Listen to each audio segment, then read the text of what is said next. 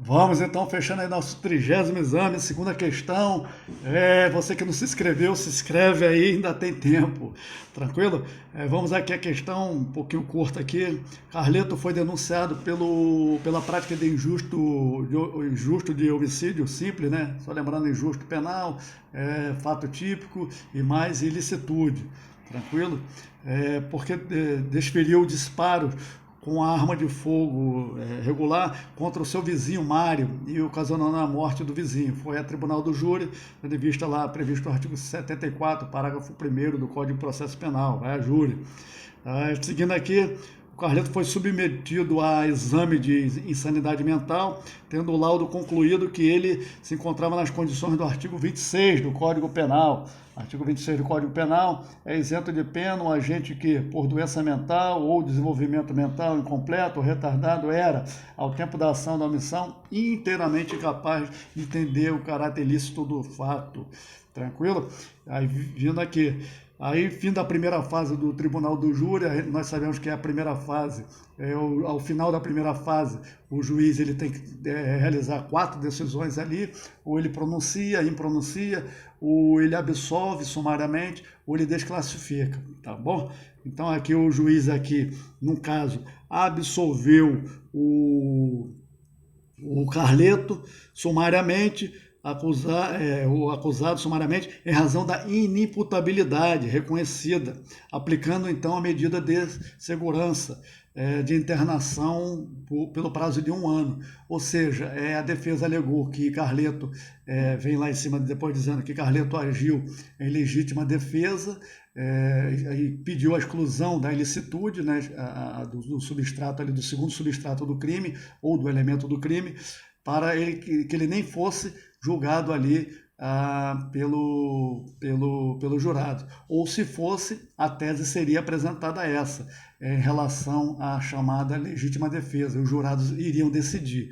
E o juiz absolveu sumariamente e decretando ali a medida de segurança pelo prazo de 1 ano. Houve a chamada absolvição imprópria. O juiz ali realizou a chamada absolvição imprópria. Aí vem a perguntinha aqui, no caso aqui, qual o recurso cabível para a defesa para combater aquela decisão? Justifique. Em sede de tribunal do júri, conforme nós falamos, as 4 decisões que o juiz realiza ao final da primeira fase do tribunal do júri, antes que vá a conselho, no caso de começou com consoante, o recurso será consoante. Começou com vogal, o recurso será iniciado com vogal. Então, a absolvição e impronúncia o recurso será chamado apelação. No caso aqui, Tribunal do Júri, 416 do Código de Processo Penal. Contra a sentença de impronúncia ou de absolvição sumária, caberá a apelação, 416 do Código de Processo Penal.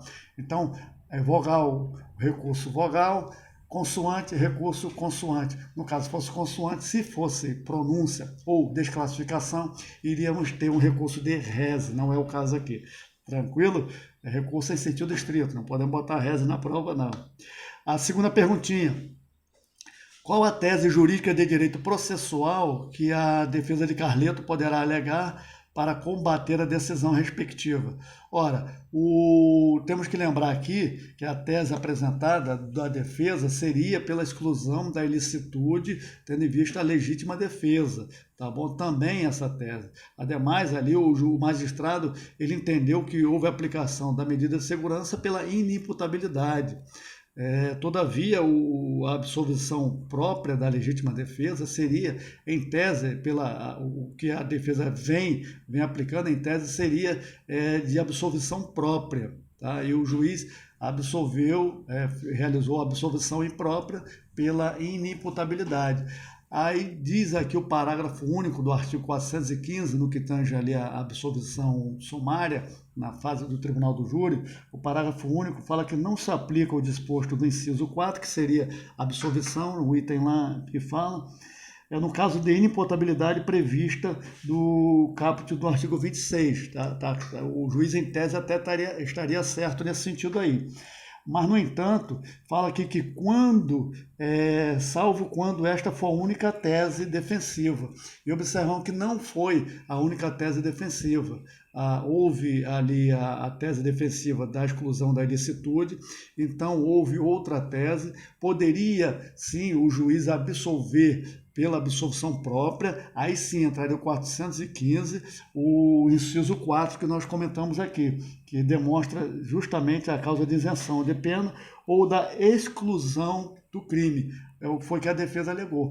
Poderia o juiz absolver pelo 415, inciso 4, porque a tese não seria a única tese no que tange lá a chamada inimputabilidade prevista lá pelo artigo 26, tendo em vista que a defesa apresentou outra tese, que foi da exclusão de ilicitude. Aí poderia, em sede de apelação, no caso aqui, demonstrar que houve a exclusão de ilicitude e o tribunal absolver, e pelo pedido que é feito na apelação, absolver, realizar a absolvição própria, que aí no caso utilizando-se da exclusão da ilicitude, tendo em vista que não seria a única tese a inimputabilidade prevista no artigo 26.